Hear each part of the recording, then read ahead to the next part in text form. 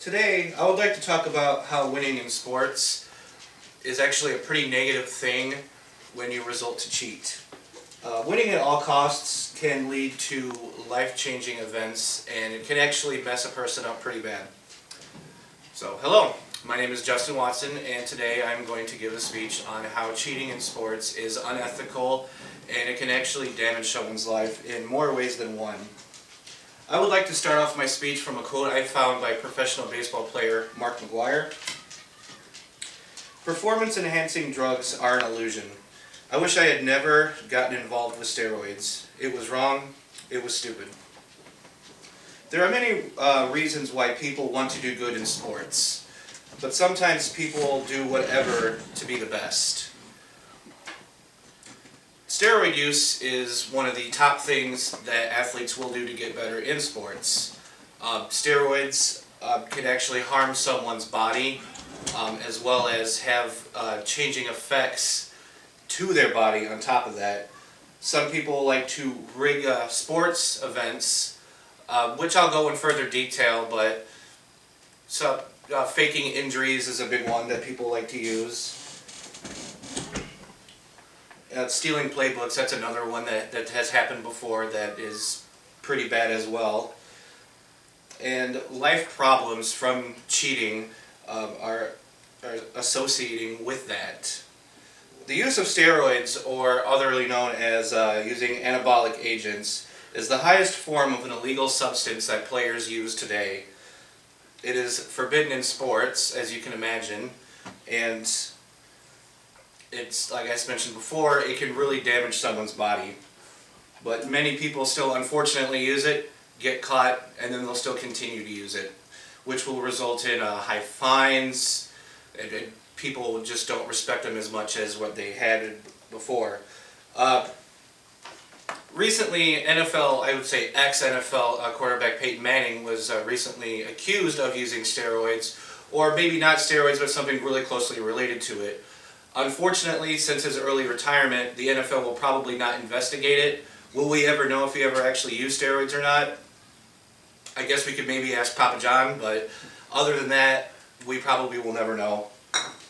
There's actually an organization out there that's called the World Anti-Doping Agency, or WADA for short. They actually have a website dedicated to the use of illegal substances, especially steroids.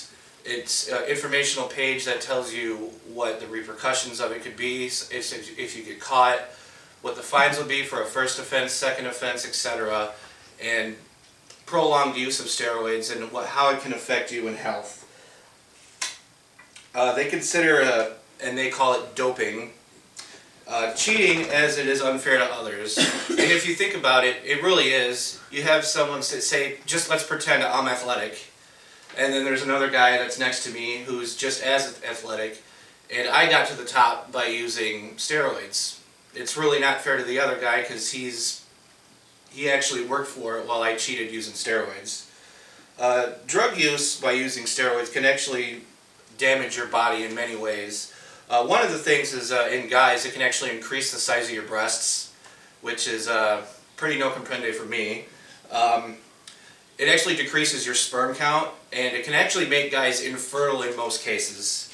And even with that, you can have massive mood swings. I know if I became infertile, I'd be pretty upset too about it and have mood swings, but that's unrelated to the topic I'm talking about. Cheating actually happens without drugs too.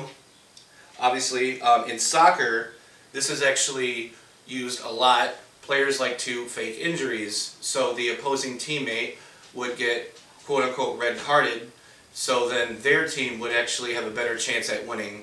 And this happens in football too. Let's say the game's about over and the other team has the ball and they just need more time.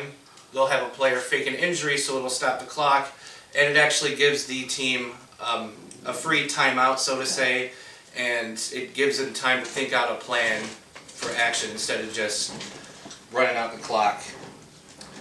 There was a team in the NFL, the New England Patriots, we all know.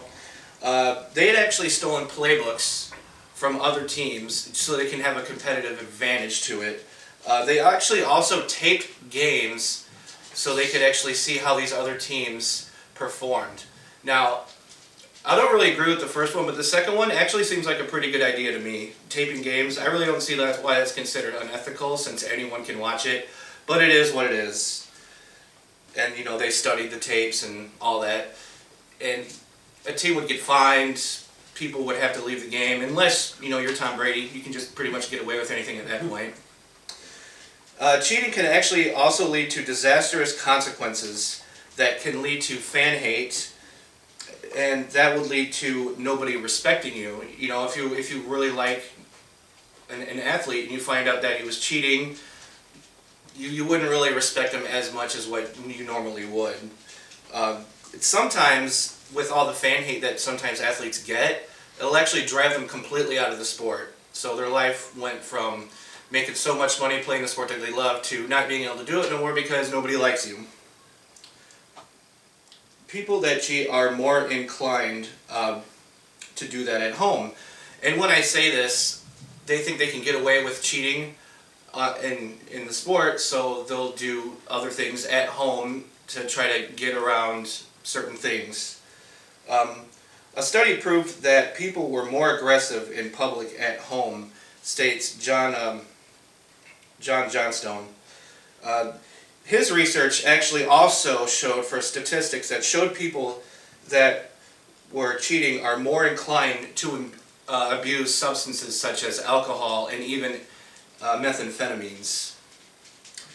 Of course, when you abuse alcohol or methamphetamines or just become a cheating type of person, it can ruin families, like split them up.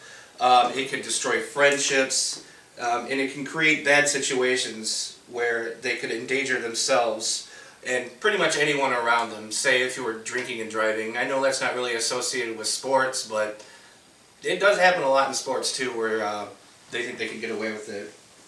So in conclusion, I talked today about how cheating in sports you should definitely try to avoid at all costs. The first reason, the use of steroids, not only can it, it mess your body up, if people find out, you could just have a massive amount of fan hate. Cheating, another form of cheating without using drugs is running out the clock or pretending to fake injuries or even going as far as stealing playbooks. And finally, cheating can lead to bad life decisions, such as using methamphetamines, breaking up families. It's just not good. So, one last thing I want to leave you with before I go. In the end, is it really worth it? Is it really worth risking all of that just to be number one on the top?